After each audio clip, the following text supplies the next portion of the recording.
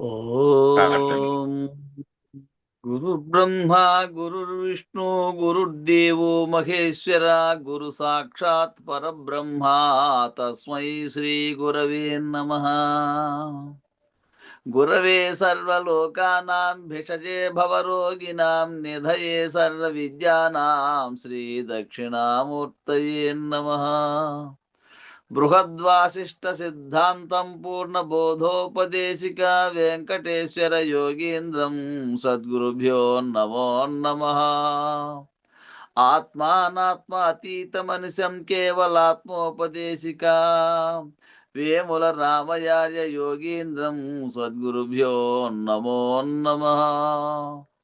క్షరాక్షరమతీతం చాచల పూర్ణోపదేశిక పూర్ణానంద పుల్లయార్య సద్గురుభ్యో నమో నమః. అస్మద్గురు సమారంభం కృష్ణ సాందీప మధ్యమాం ఓంకారపీఠ పర్యంతం వందే గురు పరంపరం. జయ గురు. కోట్లింగై తత్వం. దేవానీదు నిర్దేకామిట్టిది అని తెలియ శక్యముగానిది భావజారి పద్మా భవకారి సురులకు పరిశీలింపగరానిది స్థిరముగానున్నది పరిశీలింపగరానిది పాపయవరహితమై అంతట సర్వకాలమునొక్క రీతిగా కేవలం బగు బట్ట బయలై కిమ్మనగరాకుండు నిజ గురు దేవానీదో నిర్దేకామిట్టిది అని తెలియ శక్యముగానిది జనన మరణములను చందాకాశతాము జగదాతీతమైనది కనురెప్ప పాటున ఘన గురు సూచన కనువారి భాగ్యమది తను వెరుకలేనిది గనువారి భాగ్యమది అనయము గటిగా ద్వాదశను మంత్రార్థమై నిండుండి సద్గురువులను గొల్తియుగాన నేరని మనుజులకు అణు మాత్రమైనను దేవానీదో నిర్దేకామిట్టిది అని తెలియ శక్యముగానిది సత్తు చిత్తుల సర్వ సాక్షి జ్ఞానానంద సముదాయములుగానిది సత్తుగా సద్గురు చరణ సేవకులైన సాధువులకు సుమ్మది నిత్యమై ఉన్నది సాధువులకు సుమ్మది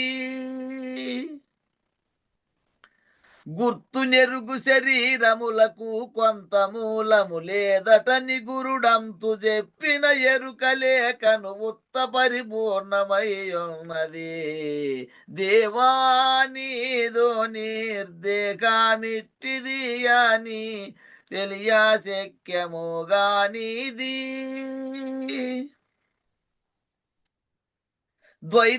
ద్వైతాద్వైతములను తగులాక మిగులాక తానేమిగా కొన్నది నయముగా ఎరుకైనా నాదా బిందు కళల అంటాక నిలచినది అయమచల మగునది అంటాక నిలచినది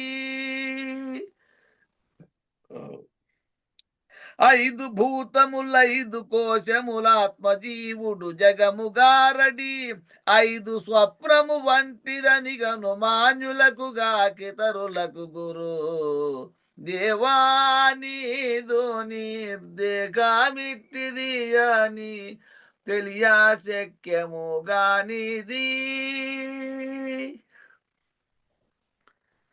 నిరతిశయం బాగు నిర్వాణ పథమైన నిర్దాహ్యమయ్యున్నది. గురువారుడేల్తూరి కోటేశు ప్రభుడై గురుతింపరాకున్నది. పరమ పదమైనది గురుతింపరాకున్నది.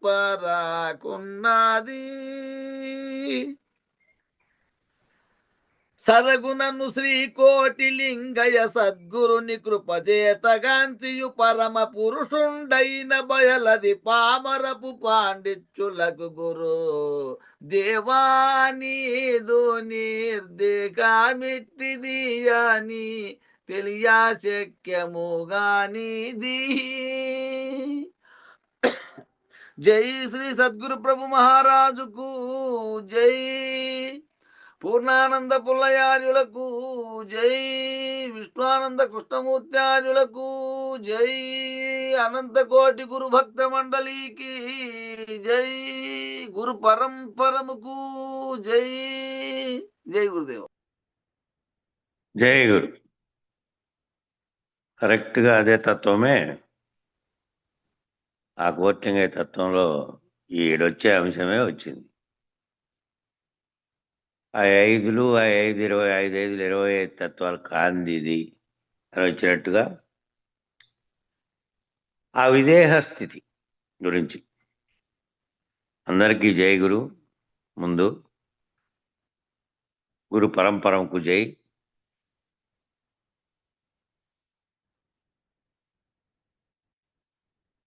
సాధు సాంప్రదాయమైన, సిద్ధ సాంప్రదాయమైన, సత్సాంప్రదాయం ఏదైనప్పటికీ ఋషిప్రోక్తమైనటువంటి మహానుభావులు ఎంతమంది బోధించినప్పటికీ ఆ బోధించినటువంటి లక్ష్యం మాత్రం విదేహముక్తి.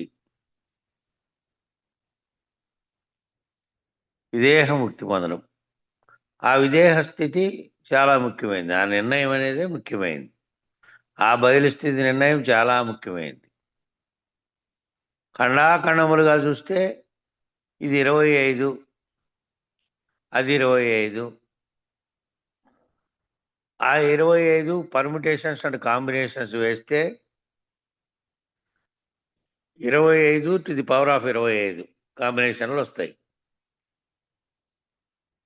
ఇవన్నీ 5 అంటే అవే 5గా చెప్పమన్నటువంటి ఈ ఇంద్రియాలు, అంతరేంద్రియాలతో కలిపి 24, 25 అయినటువంటి గుర్తెరిగే ఎరుక, తెలివి, ఆత్మ,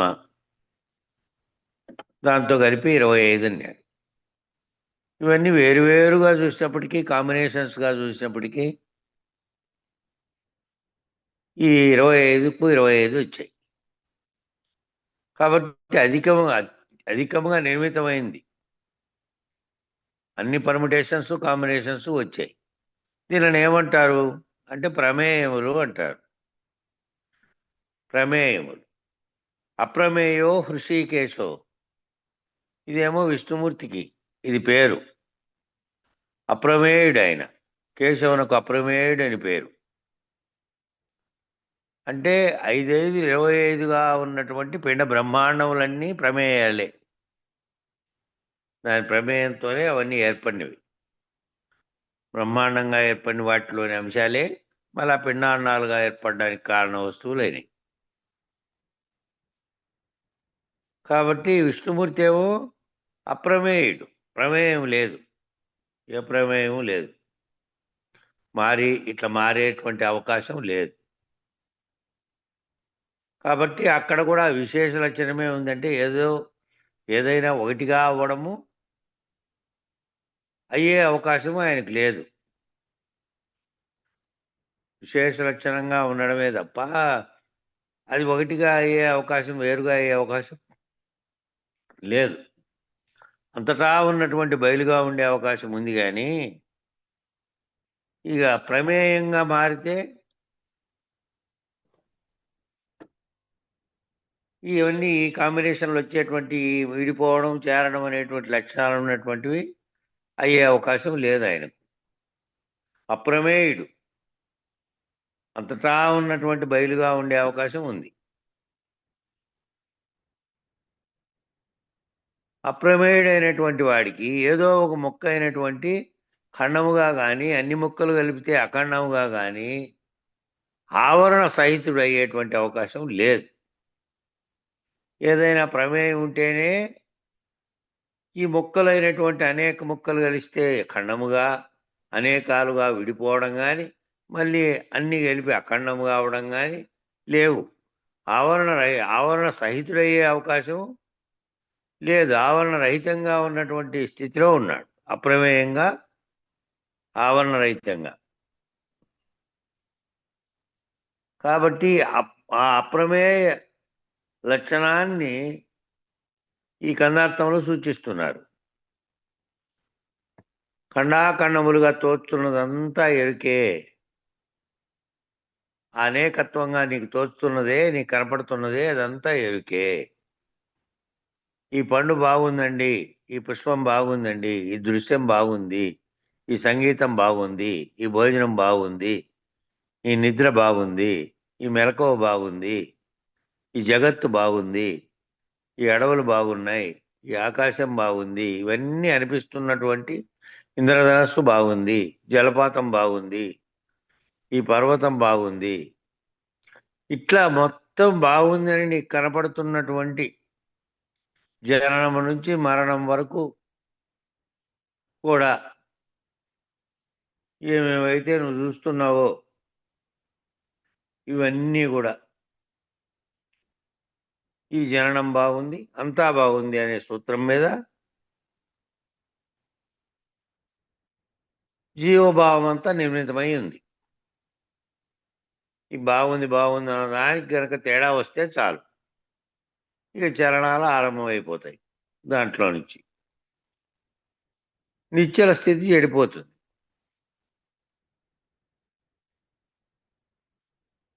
కాబట్టి ఆనంద నిర్మితం అంతా కూడా, ఆనందమయ కోశ నిర్మితం అంతా కూడా జీవుడే. ఆనందమయంగా ఉన్నటువంటి కోశం, ఆనందమయ కోశంతో నిర్మితమైనటువంటి జీవుడే. ఇక దీన్ని దాటి బ్రహ్మ పరిధిలోకి వచ్చాం. ఆ కింద ఇది బాగుంది ఇది బాగుందని అనేకత్వాన్ని చూసి అనేకత్వంతో తాదాత్మ్యం చెందిండేదంతా జీవుడే. ఆ వేరువేరుగా ఒక్కొక్క అంశాన్ని చూసినటువంటి వాడు ఇవన్నీ బాగుందని వేరువేరుగా దృశ్యం దగ్గర నుంచి ప్రతి ఒక్క వ్యవహారం, ప్రతి ఒక్క తనలో జరిగేటువంటి అవకాశం, తాను చూసేటువంటిది, తాను అనుభవిస్తున్నది, తాను పొందుతున్నది అంతా కూడా, అదంతా ఆనందంగా తాను భావిస్తున్నది అంతా కూడా ఆ ఆనందమయ కోశ నిర్మితం అంతా జీవుడే. ఇక దాన్ని దాటి బ్రహ్మ పరిధిలోకి వచ్చాం. ఆ జీవభావం లేకుండా జీవుడు, నామరూపాత్మకంగా ఉండే జీవుడు దృశ్యాన్ని చూస్తున్నాడు. ఆ దృశ్యంతో తాదాత్మ్యం చెంది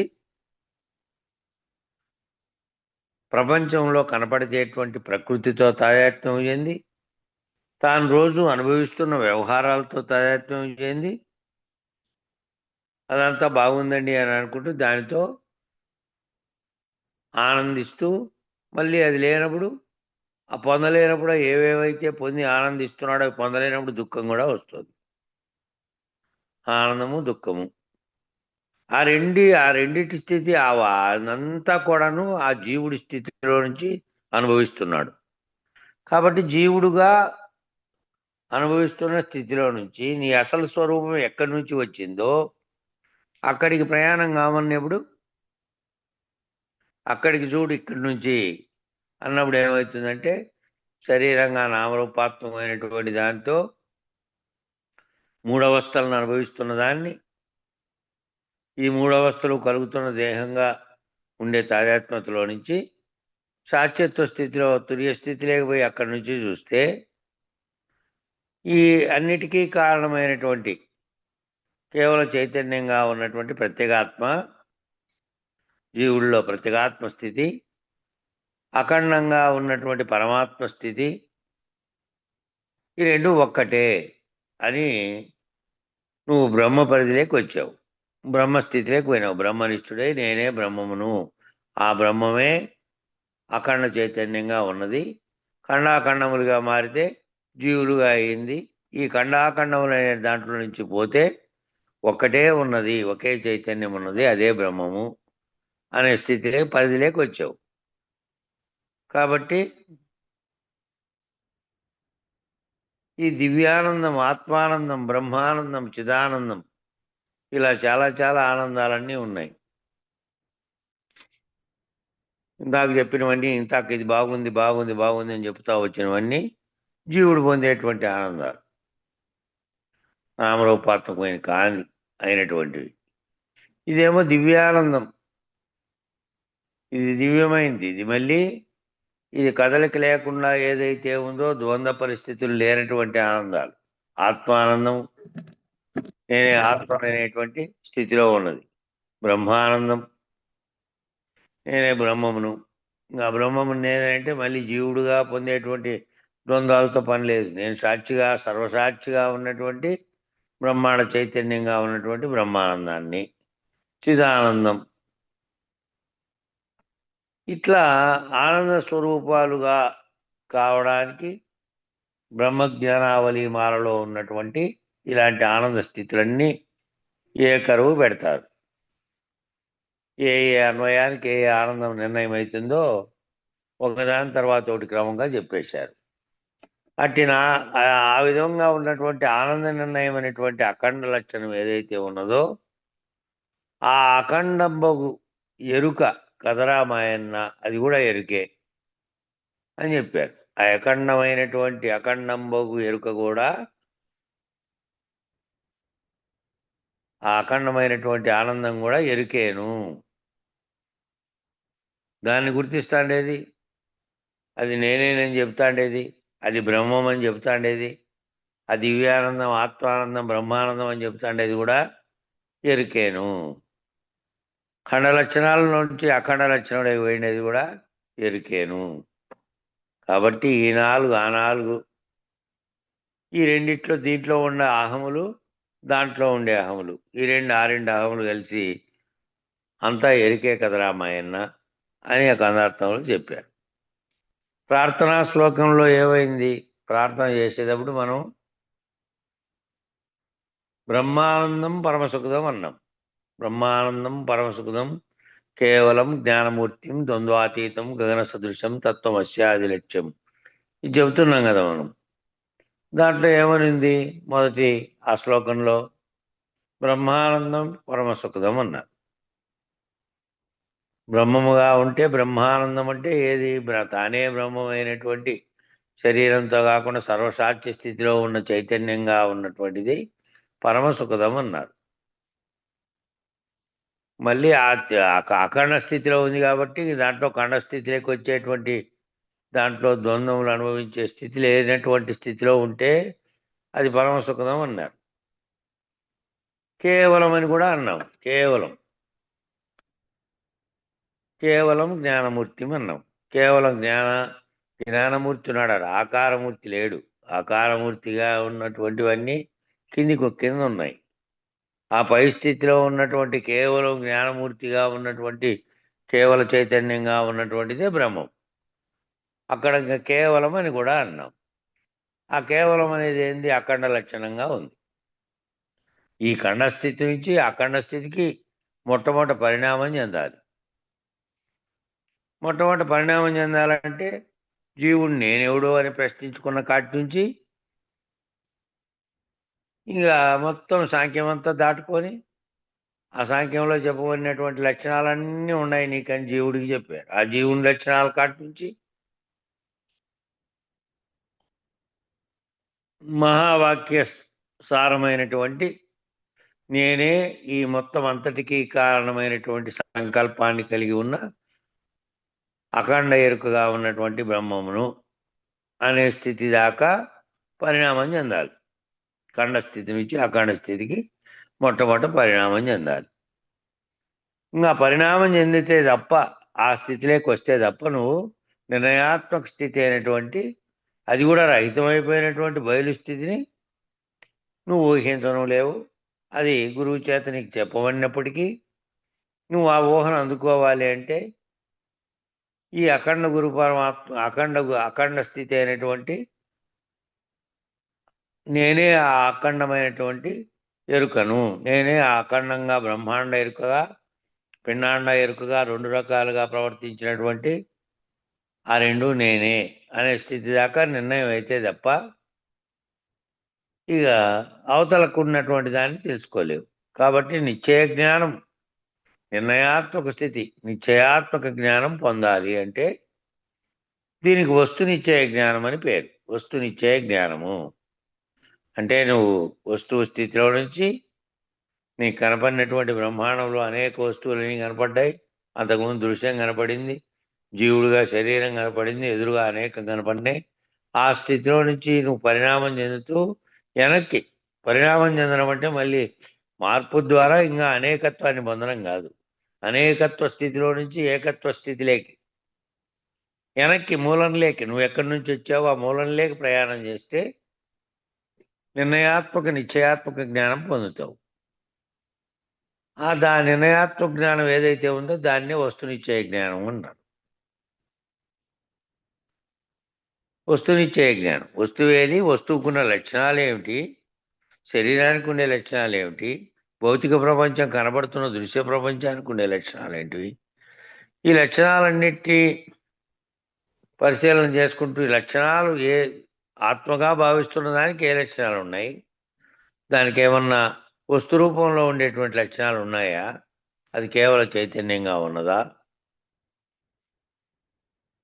అనే స్థితి దాకా విచారణ చేసుకుంటూ వస్తునిచ్చే జ్ఞానం పొందుతావు. వీటన్నిటికీ భౌతికమైనటువంటి రూపాలు, భౌతిక లక్షణాలు ఇవన్నీ ఉన్నాయి. దానికి లక్షణాలు ఏమున్నాయి, కేవలం చైతన్యంగా దాని ప్రకాశం చేతే అన్నీ నడపబడుతున్నప్పటికీ అదేమో కంటికి కనపడే స్థితిలో ఏమీ లేదు. కానీ దానివల్లనే సర్వము జరుగుతుంది. అట్లా వస్తునిచ్చే జ్ఞానం ఎవరైతే పొందినారో ఆ పొందినవాడు ఎవడైతే ఉన్నాడో ఆ పొందినవాడు ఏమయ్యాడు, ఈ నిర్ణయిస్తున్నటువంటి జ్ఞాతగా ఉన్నవాడు, నిర్ణయిస్తున్నటువంటి తెలివిగా ఉన్నవాడు, జీవుడుగా ఇక్కడ నిర్ణయిస్తున్నటువంటి ప్రత్యేగాత్మక స్థితిలో ఉన్నటువంటి దీన్ని అంతటినీ ఈ అవస్థలన్నిటికీ అతీతంగా ఉన్నటువంటి స్థితిలో ఉన్నటువంటి వాడు ఎవరైతే ఉన్నాడో జీవన్ముక్తుడైనటువంటి స్థితిలోకి పోయినాడు.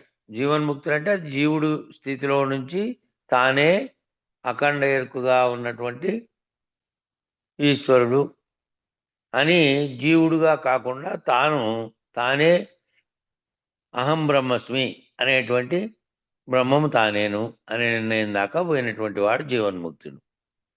ఇంకా అక్కడి నుంచి కూడా దాటుకోవాలంటే అది విదేహముక్తి. ఆ విదేహముక్తికి అధికారి అవుతాడు. ఆడదాకా ప్రయాణం చేస్తే వస్తునిశ్చయంగా అన్ని విచారణ చేసి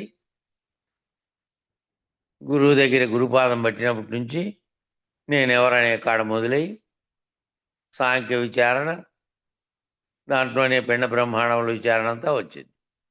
ఆ తర్వాత తారక విచారణ ఏది తరింపజేస్తుందో దాటుకోవడానికి, ఆ తారక విచారణ కూడా అయిపోయి మనస్సు లేకుండా అమనస్క విచారణ. అమనస్కం అంటే ఏమిటి, మనస్సు దేనివల్ల మనసే అన్నిటికీ కారణమైనది ఉందో దాన్ని పోగొట్టుకోవడానికి.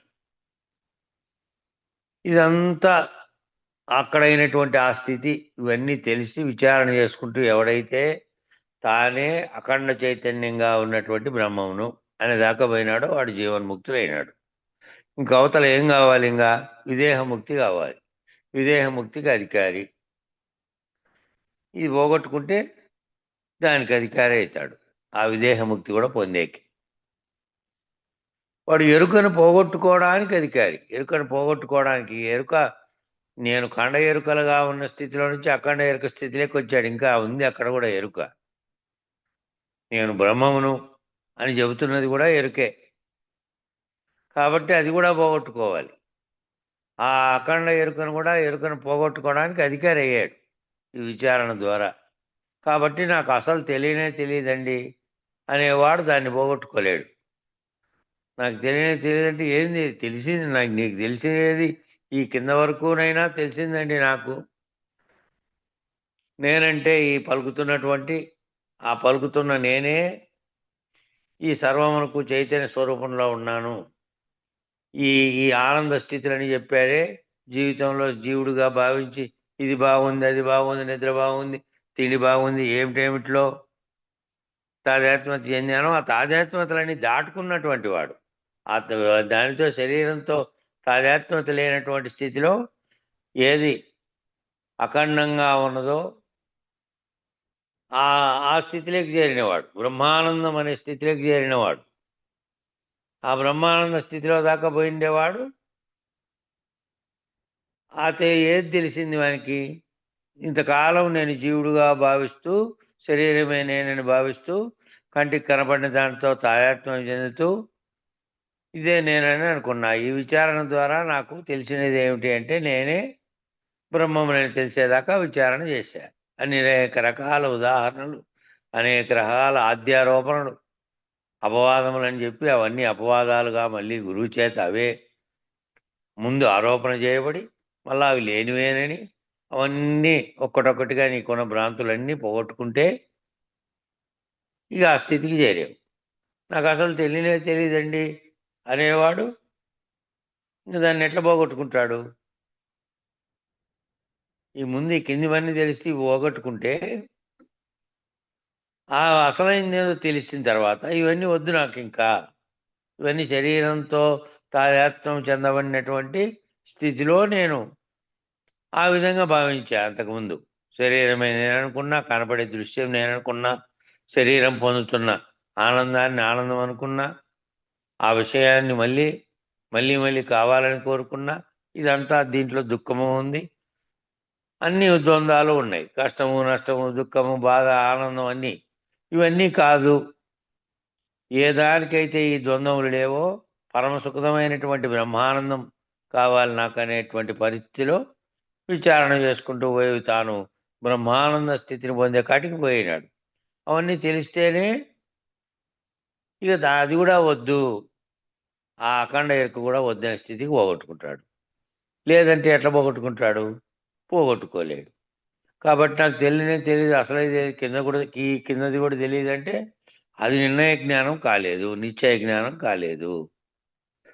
నిశ్చయ జ్ఞానం అయితే కదా దీన్ని పోగొట్టుకునేకి. వజ్రం విలువ తెలిసి రాయి అనేది విసరాలి. వజ్రం విలువ తెలిసింది అనుకో, ఇది వజ్రం కాదు రాయి అని తెలిసింది అనుకో, దాన్ని విసిరేయాలి.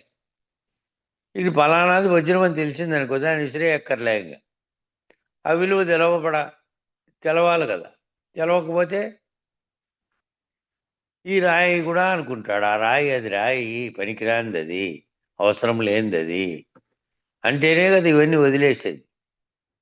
శరీరంతో తాయాత్వం చెందుతున్నవన్నీ పనికిరానివి, విలువ లేనివి, ఇది కాదు తెలుసుకోవాల్సింది నేను. దీన్ని నడిపిస్తున్న దానికి ఏమి లక్షణాలు ఉన్నాయి? ఆ నడిపిస్తున్న చైతన్యంగా ఉన్నది. అది కూడా లేకుండా ఉంటే ఈ ద్వంద్వాలన్నీ ఏమీ లేవు. బంగారం విలువ తెలిసి మట్టి అని విసిరేయాలి. వజ్రమైనా రాయే, బంగారం కూడా రాయే. అయితే ఆ విలువ ఎక్కడ ఆపాదించుకుంటున్నావు? ఇక్కడ ఆపాదించుకుంటున్నావు. నిజానికి అవేవి లేనివనేటువంటి ఆశ్రయం నువ్వు భావిస్తున్నటువంటి దాన్ని గనక నువ్వు తెలుసుకుంటే ఇక అప్పుడు నీకు బంగారం రాయి ఒకటే, నీకు దాంతో పనే లేదు. దాన్ని వ్యవహార జీవితంలోకి వస్తే మళ్ళా ఓయమ్మో అది తులం ఎంత ఉంది, ఈ వజ్రం ఎంత చేస్తుంది అన్నావు అనుకో, మళ్ళీ తాజాత్మతాయి దాంట్లోకి. కాబట్టి అది ఏందని తెలిసి దాని విలువ తెలిసి విసిరేయాలి. దేహికి ఆశ్రయమైనటువంటి దేహం విలువ తెలిసి సప్తధాతు నిర్మితమైనటువంటి వాసనామయమని తెలిసి దాన్ని విసిరేయాలి. దేహికి ఆశ్రయమైంది. దేహి అంటే పలుకుతున్నవాడు, పలుకుతున్న చైతన్యం, ఆత్మస్వరూపంగా ఉన్నవాడు. ఆ దేహి ఏమిట్లో ఉండి మాట్లాడుతున్నాడు? ఈ దేహం అనే ఆవరణలో ఉండి మాట్లాడుతూ ఉన్నాడు. ఈ దేహమేమో సప్తధాతు నిర్మితమై ఉంది. ఆ ధాతువులతో 7 ధాతువులతో నిర్మితమై వాసనామయమై ఉంది. దానికి ఏవైతే పొందాయో, అనుభూతులు చెందాయో అవన్నీ దేహంతో అనుభవించినటువంటివన్నీ వాసనా రూపంలో ఉన్నాయి. అవన్నీ ఏమవుతుంది? అదంతా అనేకమైన రంధ్రాలు కలిగి దానితో వ్యవహారం చేసి లాస్ట్కి ఏమవుతుందంటే నశిస్తుంది. కాబట్టి ఇదంతా చినిగిన వస్త్రమని వాసనను విసర్జించాలి. ఏ వాసనలు అయితే శరీరంతో పొందావో ఆ వాసనను విసర్జించాలి. ఈ సప్తధాతువులతో నిర్మితమైనటువంటిది ఇది.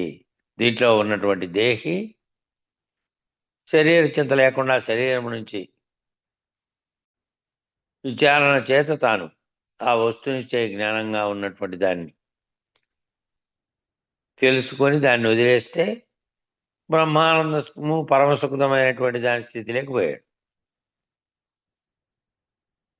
కాబట్టి ఇవన్నీ తెలుసుకొని ఆ స్థితి లేకపోతే ఆ స్థితిలో నుంచి విదేహముక్తి పొందే అవకాశం, ఆ పొందే స్థితి గురువు గారు కల్పిస్తారు. ఆ అత్యంత గోప్యమైనది, అత్యంత రహస్యమైనది అంటే అదే.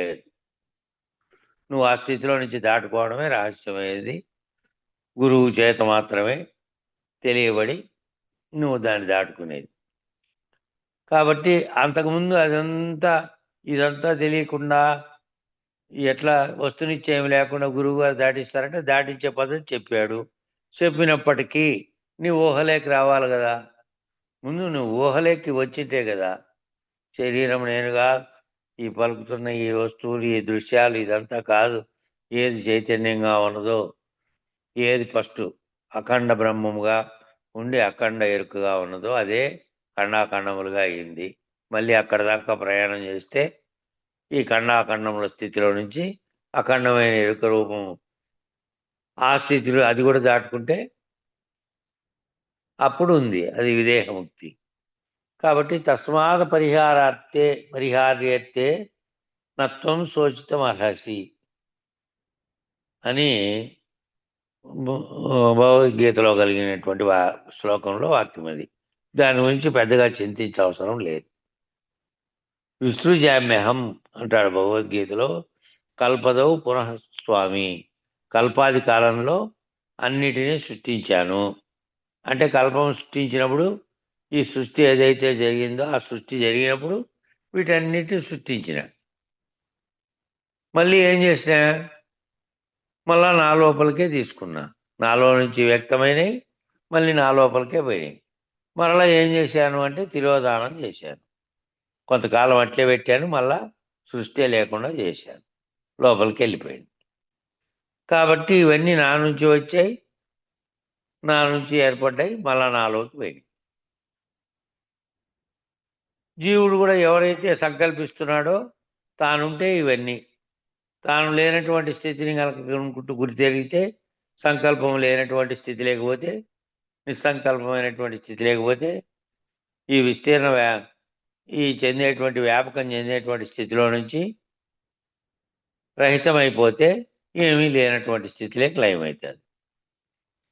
ఇలా కాలంలో సృష్టి స్థితి లయ విస్తీర్ణ ఆకర్షణలన్నీ కూడా ఆ కాలాన్ని బట్టి కాలంలో ఏర్పడుతున్నాయి. దాంట్లో కాలంలో అన్నిటి ఆ కల్పాది కాలంలో అంటే యుగం ఏర్పడే సమయంలో నేనే అన్నిటిని సృష్టించాను అన్నాడు భగవంతుడు. అంటే పరమాత్ముడైనటువంటి కృష్ణ పరమాత్ముడు. అన్నీ నాలోకే తీసుకున్నాను. మరలా ఏం చేశానంటే తిరోధానం చేశాను. కొంతకాలం అట్లే పెట్టాను, మళ్ళా తిరోధానం అయిపోయింది. కాబట్టి ఈ పంచకృత్య పరాయణ అని త్రిపుర సుందరికి పేరు. ఈ 5 పనులు చేస్తున్నటువంటి సృష్టి, స్థితి, లయ, విస్తీర్ణ, ఆకర్షణ స్థితులన్నీ 5గా చెప్పబడినటువంటి బ్రహ్మ, విష్ణు, మహేశ్వర, సదాశివ, రుద్రులు అనేటువంటి 5 పేర్లతో జరుగుతున్నటువంటి క్రియలు. ఈ పంచకృత్య పరాయణమంతా కూడా అని త్రిపుర సుందరికి పేరంట. ఈ పంచకృత్యాలకు కారణమైనటువంటి ఈ 5 పనులు చేపిస్తున్నటువంటి శక్తి అని భువనేశ్వరికి ఆ పేరట.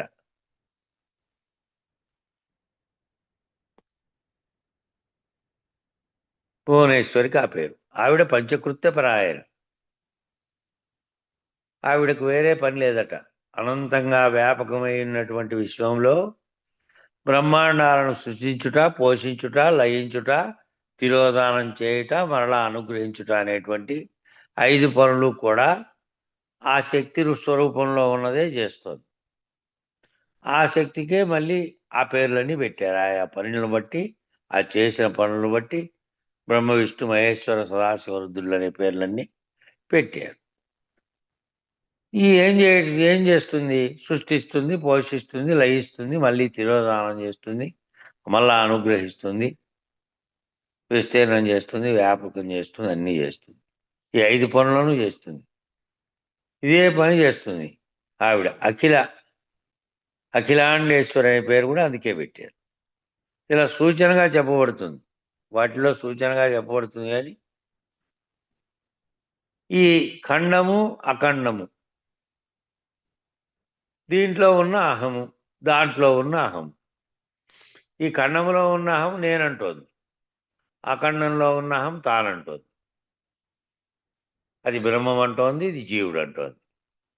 ఈ రెండిట్లో ఉండే 2 అహములు అంతా కలిపితే ఒకటే, అంతా ఒకటే ఉంది. ఆ ఖండాఖండములుగా కనిపించే అంతా ఒక్క ఎరుకే. అది ఏదైతే అంటోందో ఆ అనేది అంతా ఎరుకే. ఆ కనిపించే ఎరుకనే దండిదనేటి. ఖండాఖండములుగా కనిపించే ఎరుకనే దండిదనేటిది. ఆ దండిగా ఉన్నటువంటి దండిది ఇదే అంటున్నారే, అదే గొప్పది, ఇదే విశేషమైనది. దీన్ని ఆశ్రయించండి, దీన్ని పొందండి, ఇదే మీ జీవితానికి లక్ష్యం, ఇదే మీ జీవిత గమ్యం అని చెప్పేటువంటి ఉద్దండులు ఉన్నారే, దండి ఉద్దండి అంట. దండి అంటే ఉద్దండి. మామూలుగా దండి అని ఎవరిని అంటామంటే, ఆ కట్టి పట్టుకుంటారే, వీళ్ళందరూ కట్టెలు పట్టుకుంటారు చూసినారా? ఈ స్వా ఈ ఈ వీళ్ళెవరు వాళ్ళు? మన అద్వైతస్తులు, ద్వైతస్తులు, విశిష్ట అద్వైతం వాళ్ళు. త్రిదండి తినండి. అదే చెప్తాను నేను, చెప్తానులేపా. జిఆర్ స్వామి త్రిదండి ఆయన. ఈ దండి అనే దానికి చెప్తున్నా అర్థం.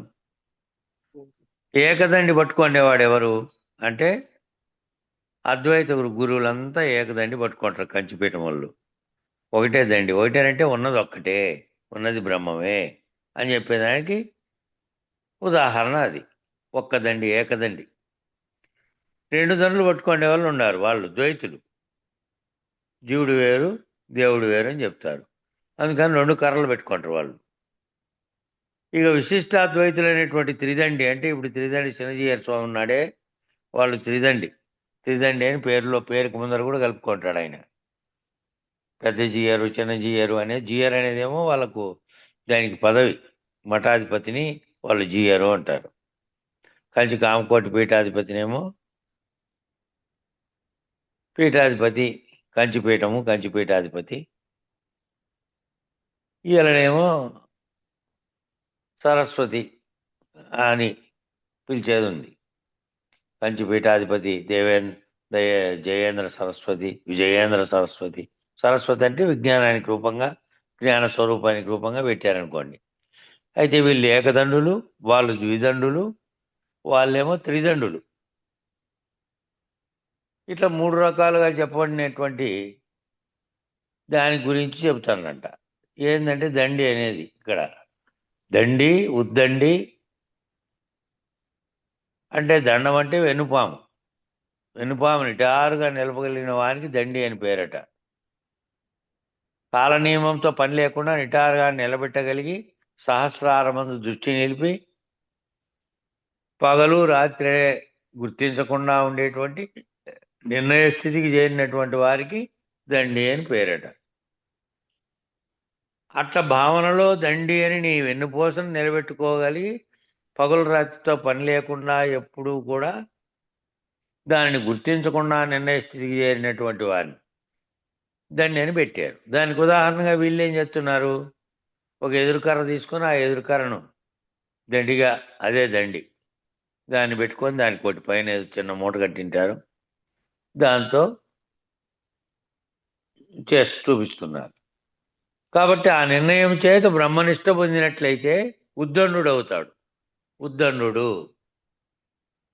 అవుతాడంటే తాను బ్రహ్మమునని ఇష్టపొందినటువంటి వాడే. ఆ ఉద్దండు కూడా లేకుండా అయిపోవాలి. ఉద్దండు కూడా అఖండ ఎరుకల భావనలో ఉన్నవాడే. ఆయన ఏం దానికి అతీతమైనటువంటి వాడు కాదు. కాబట్టి అక్కడ బ్రహ్మము నేననే స్థితిలో ఉన్నాడు అంతే. అది కూడా వద్దని చెప్పి, అది కూడా దాటాలని చెప్పి, ఏ దానికి వ్యక్తం కావాలనే కోరిక పుట్టిందో, ఏది కారణంగా ఉండి సకల సృష్టికి కారణమైందో అది అట్లే ఉండి బ్రహ్మము ఒక్కటేను, ఇదే ముక్తి ఇదే అని ఎట్లా చెప్తావు, అదే కదా సృష్టికి కారణమైందని శివరామ దీక్షితులు కొట్టేసింది అదే, దాన్ని కూడా కొట్టేయాలి అని ఆ నిర్ణయం చేత బ్రహ్మనిష్ట పొందినట్లయితే ఉద్దన్నుడు అవుతాడు.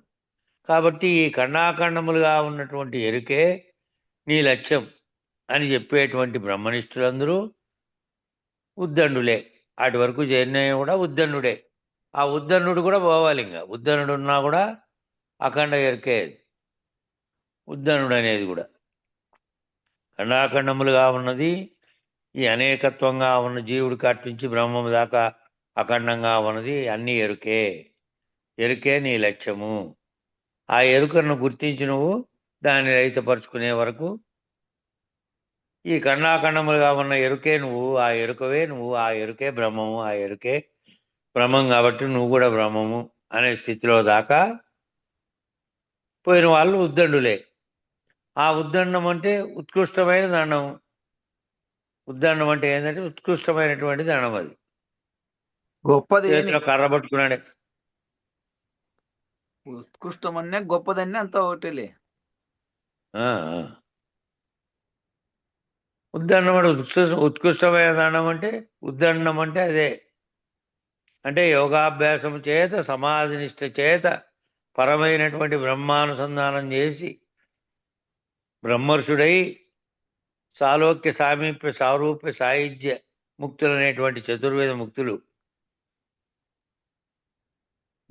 నిర్ణయాన్ని ఎవరైతే పొందాడో వాడు జీవన్ముక్తుడుగా ఉన్నాడు. ఇంకా ఇవన్నీ సాలోక్య సామీప్య సారూప్య సాయుధ్య ముక్తులు అనేటువంటి చతుర్వేద ముక్తులుగా మనకు అనేకంగా ఇంతకుముందు అనేక సార్లు వచ్చాయి.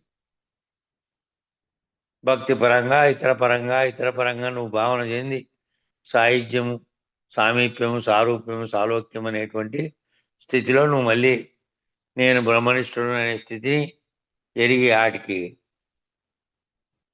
పోయినటువంటి ఆ స్థితిని పొందినటువంటి వాడు ఎవడున్నాడో వాడు జీవుడుగా లేనటువంటి స్థితిలో జీవన్ముక్తుడైనటువంటి వాడు ఉద్దన్నుడైనటువంటి వాడు. కానీ వాడు అధికారి దేనికి అధికారిగా? ఆ ఉద్దన్నుడు కూడా ఉద్దన్నుడు అంటే అధికారి అయ్యాడు. దేనికి అధికారి అయ్యాడంటే దాన్ని కూడా పోగొట్టుకొని విదేహముక్తి పొందడానికి బయలును దర్శించడానికి అధికారి అయ్యాడు. ఆ స్థితిలో దాకా వచ్చినవాడు.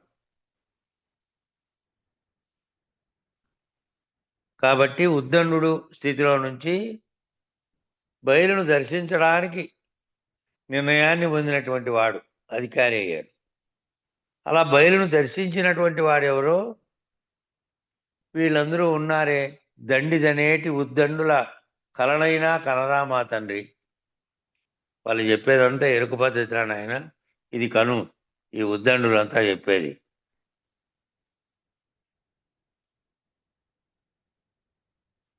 ఇదంతా ఈ కళలో ఏ కళలో నుంచి ఆ కళలో నుంచి కూడా ఉద్దండత్వం అనేది కూడా బ్రహ్మాండ ఎరుకగా ఉన్న కళలో నుంచి కూడా మేల్కోవాలి. దాంట్లో నుంచి కూడా దాటితే ఇక బయలును దర్శించినటువంటి వాడు ఎవరైతే గురుమూర్తిగా దేశకేంద్రుడు ఉన్నారో ఆ దేశకేంద్రుడు నీకు ఇదిగో నాయన ఇదిరే కనరా నా తండ్రి, ఇది కాదు, ఈ ఎరుక కూడా దాటితే ఈ దండిదనేటువంటి ఉద్దండుల కళను, ఇల్లు కంటున్నది కూడా కళే కంటున్నారు, ఈ కళలో నుంచి దాటితే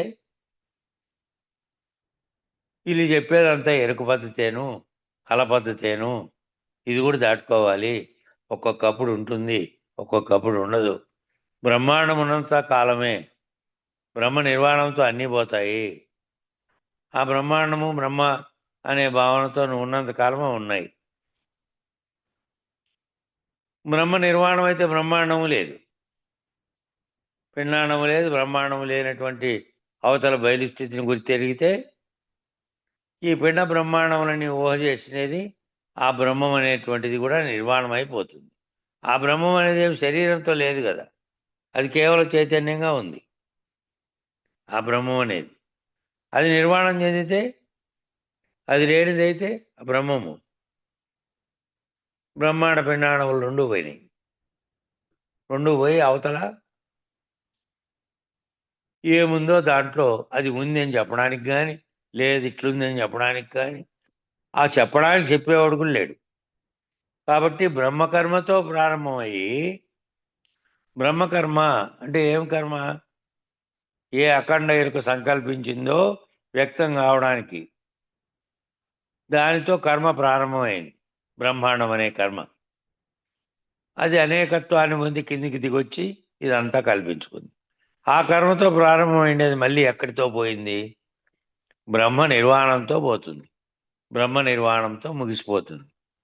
ఏ బ్రహ్మం అయితే అఖండ ఎరుకగా ఉందో అది నిర్వాణం చెందితే ఆ బ్రహ్మమే లేదు, నేనే ఆ బ్రహ్మం అన్నటువంటి అఖండ ఎరుక కూడా లేదు. దాంతో పోతుంది, బ్రహ్మ నిర్వాణంతో పోతుంది. అందుకనే ఆయన బ్రహ్మ నిర్వాణ పీఠము అని పెట్టినాడు నన్నూరి ఈశ్వరరెడ్డి వాళ్ళ ఆశ్రమానికి. బ్రహ్మ నిర్వాణ పీఠం. అట్లా బ్రహ్మ కర్మతో ప్రారంభమైంది. అఖండ ఎరుక కర్మతో, బ్రహ్మ కర్మతో ప్రారంభమైంది. సృష్టి చేయాలనే సంకల్పమే బ్రహ్మ చేసినటువంటి కర్మ. ఆ కర్మతో ప్రారంభమయ్యి మళ్ళీ అఖండ ఎరుక లేనిది అని బ్రహ్మ నిర్వాణంతో ముగిసిపోతుంది. ముగిసిపోయి అన్నీ పోయినాయి. ఇంకా బయలుగా స్థితిగా ఉన్నది. ఎట్లున్నది, ఇట్లున్నది, అట్లున్నది అనడానికి కూడా లేడు. జీవుడు లేడు, బ్రహ్మము లేనటువంటి స్థితిలోకి పోయింది. కాబట్టి జీవతను చతుష్టయ వ్యవహారమై ఉండి తుర్యంలో లేకుండా పోతోంది. జీవతను వ్యవహారం అంతా జీవుడు జాగ్రత్తావస్థలో, స్వప్నావస్థలో, సుషుప్తావస్థలో మూడవస్థలను అనుభవిస్తూ ఆ మూడవస్థలకు అతీతంగా ఉన్నటువంటి తురియ స్థితిలో తాను ఈ మూడవస్థల్ని సాక్షిగా ఉన్నటువంటి ప్రత్యేగాత్మ స్థితిలో తానున్నానని ఆ తుర్యంలో ఈ మూడవస్థల్ని జీవుడుగా ఉండి పొందుతున్నటువంటి తుర్యంలో లేదు. తుర్యంలో సాక్షిగా తాను దీంతో తాదాత్మ్యత లేకుండా ఉన్నాడు. ఈశ్వర చతుష్టయంలో కూడా ఈ మూడు రకాల దాంట్లో జాగ్రత్త, సుషుప్తి, స్వప్నము, జాగ్రత్త, స్వప్నము, సుషుప్తిలో ఉంటూ దానికి అతీతంగా ఉన్నటువంటి పరమాత్మ అనే స్థితిలో, మూల ప్రకృతి స్థితిలో ఉండి అది లేకుండా పోతే బ్రహ్మ నిర్వాణం చెందితే అది లేకుండా పోతుంది. ఆ నాలుగో అవస్థగా ఉన్నది. కాబట్టి నిర్వాణ సుఖం అది కూడా సుఖమే అన్నాడట. నిర్వాణ సుఖం అంటే అది నిర్వాణం చెందితే ఏముంది, ఇంకా ఏమీ లేదు.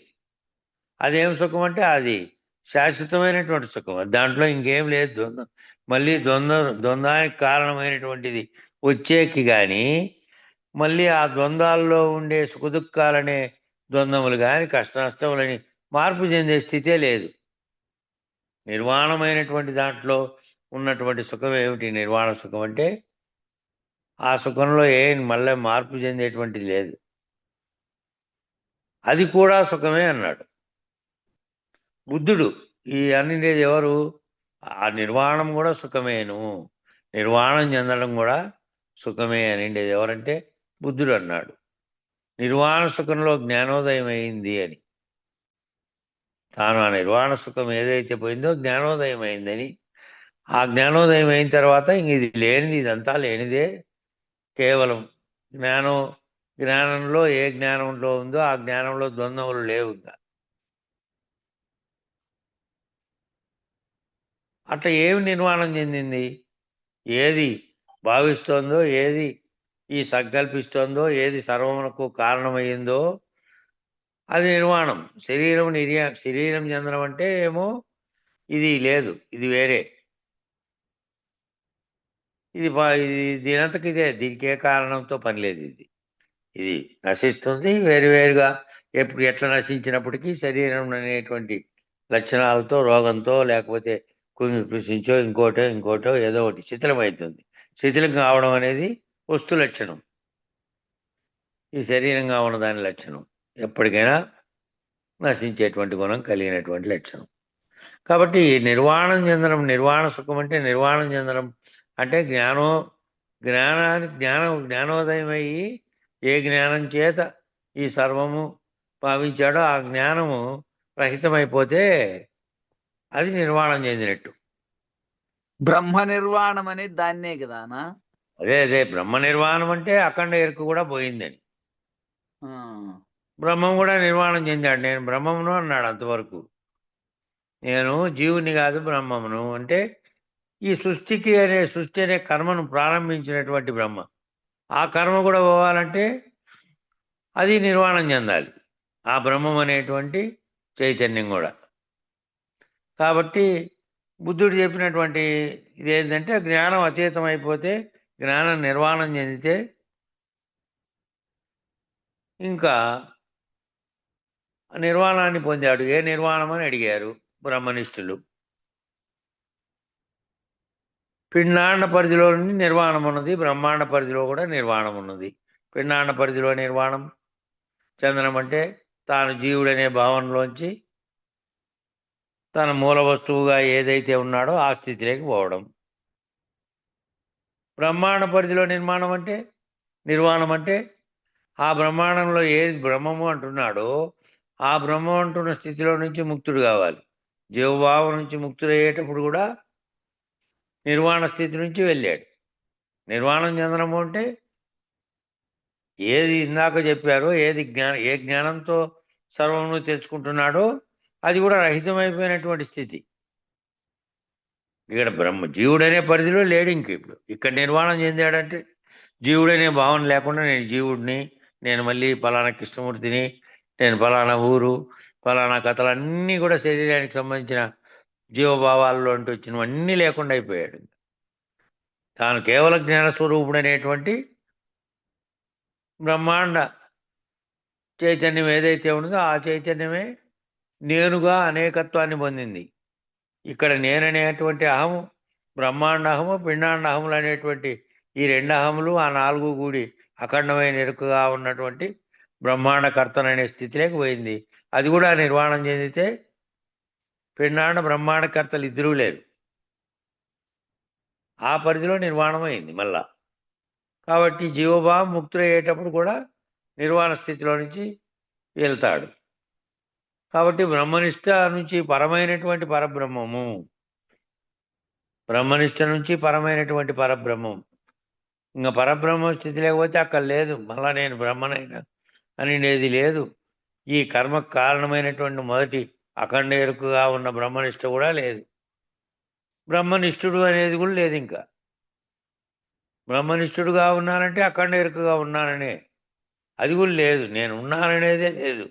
నేను లేననే స్థితి లేకపోయిన తర్వాత పరబ్రహ్మ స్థితిలో లేనెరుక స్థితిని పొందేటప్పుడు కూడా ఆ లేనెరుక స్థితిలో గురువు గారు చెప్పారు, నిన్ను ముక్తిని చేశారు, ఇదిగో నాయన ఇది నువ్వు, నేను ఉన్నానని అనుకుంటున్నది నువ్వు, ఇది లేకపోతే రూపంగా కాదు, ఈ భావన ఏదైతే చెందుతున్నావో ఆ భావం రహితమైపోతే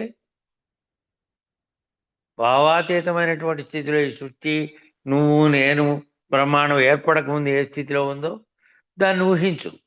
దాన్ని ఊహించినటువంటి స్థితిలో గురువు గారు నేను రహితపరిస్తే నువ్వు ఆ స్థితిని గుర్తిరిగినావనుకో, అది పరబ్రహ్మ స్థితిలో ఉంది. ఇంకా దానికి ఎరుక లేదు. లేనెరుక స్థితిలో, లేనెరుక అనే స్థితిలో ఉంది. అప్పుడు తెలియడం లేదా? మరి ఎట్ట తెలుసుకుంటున్నావు?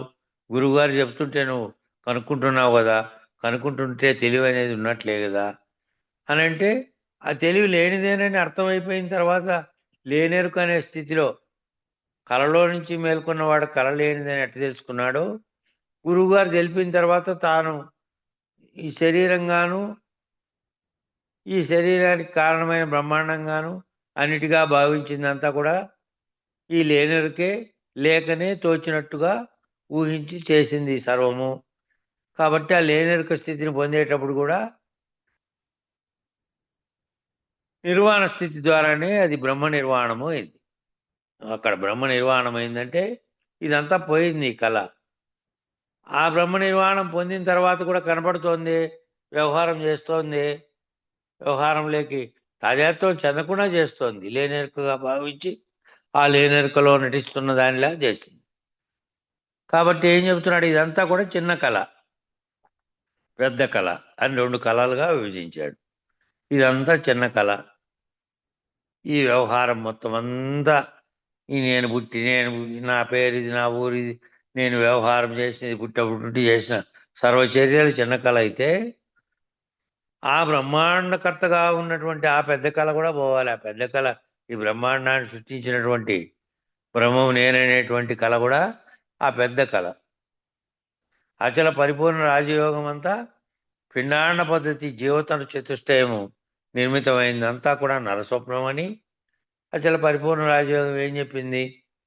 ఈ పిండాండ పద్ధతిలో జీవుడుగా భావించి ఈ జీవతను చతుష్టయము జీవతనములు అనేటువంటి నాలుగుగా చెప్పినారే, నాలుగు వంతున్నటువంటి స్థూల సూక్ష్మ కారణ మహాకారణ శరీరాలుగా నాలుగు జీవతన చతుష్టయాలన్నీ ఈ పిండాండ పద్ధతిలో నిర్మితమైందంతా కూడా నరుడు గంటున్న నరస్వప్నమని, అట్లాగే బ్రహ్మాండ పరిధిలో ఉండే ఈశ్వర తనువులైనటువంటి 4 తనువులు అక్కడ కూడా చెప్పారు కదా, ఆ 4 తనువులన్నీ కూడా సురస్వప్నమని, ఇదైనా సరే నేను జీవుడు అనుకుంటున్నదంతా ఇది నరస్వప్నము, ఈ బ్రహ్మాండం అంతా నేనేనని చెబుతున్నటువంటి ఈశ్వర తను చతుష్టయము అదేమో సురస్వప్నం, బ్రహ్మాండ స్వప్నం.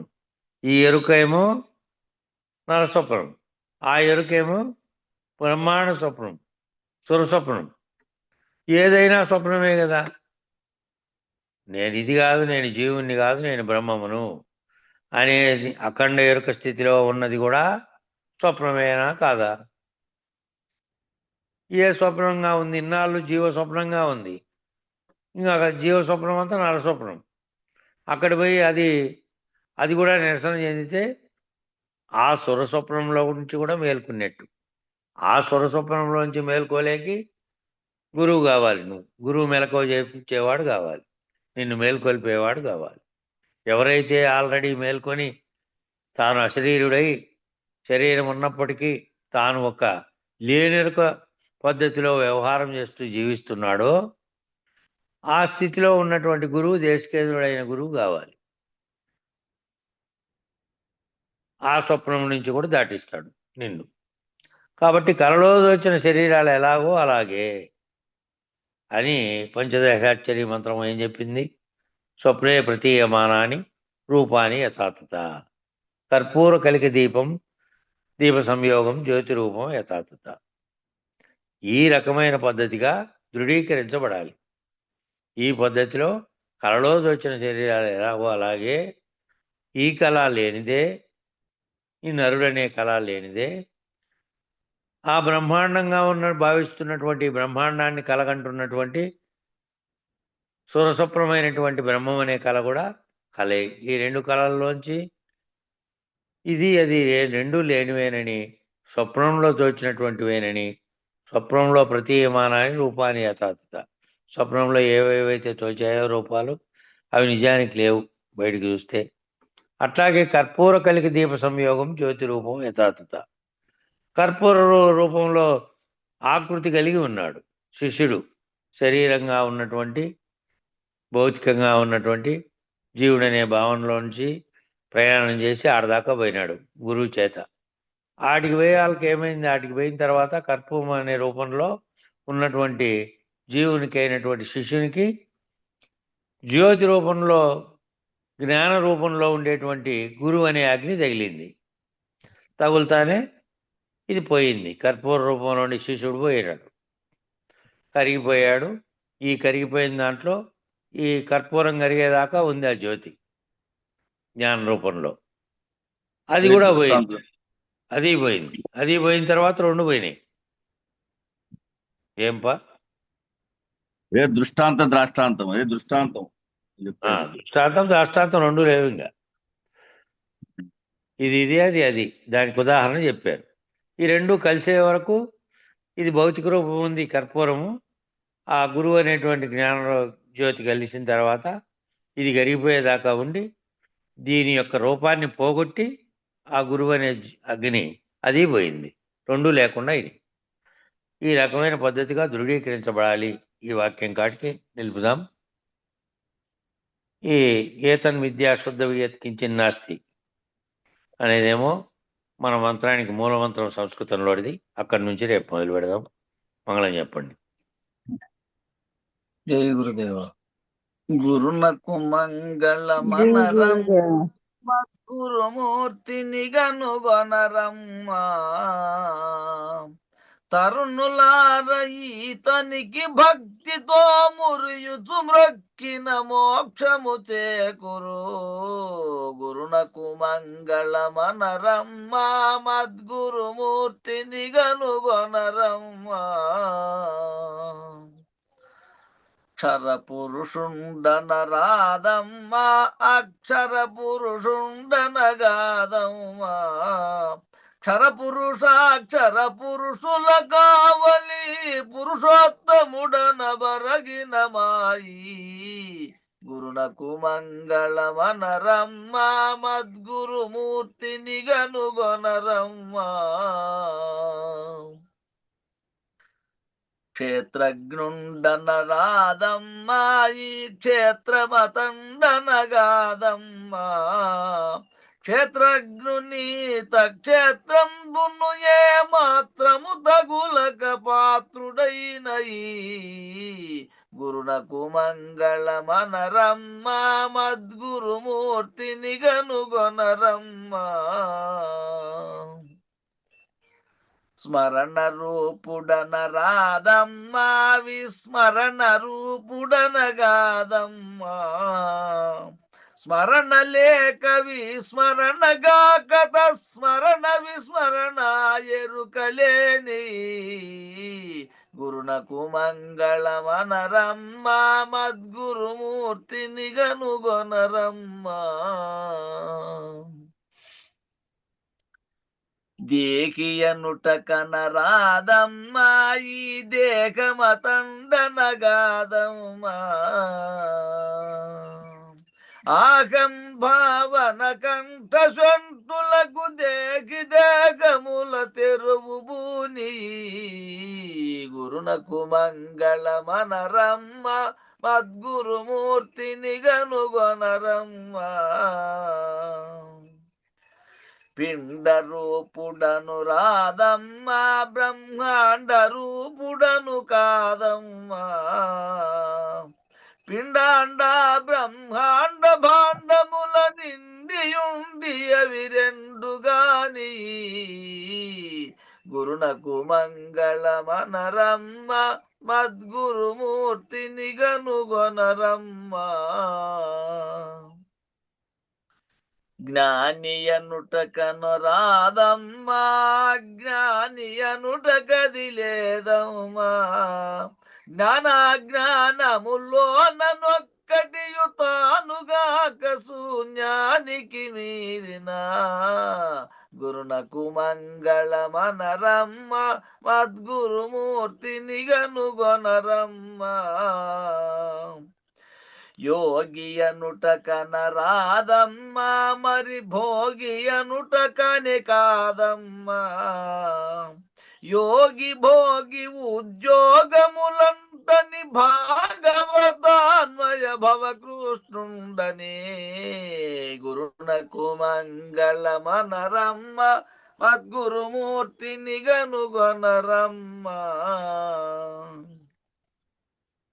మేలు కీడులనరాదమ్మా ఏ మేలు కీడులది కాదమ్మా. కాలకూటముల కన్న మిక్కిలకు జాలమాంబవ్యత క్షణములు బాపిన. గురునకు మంగళమనరమ్మా మద్గురుమూర్తిని గనుగొనరమ్మా.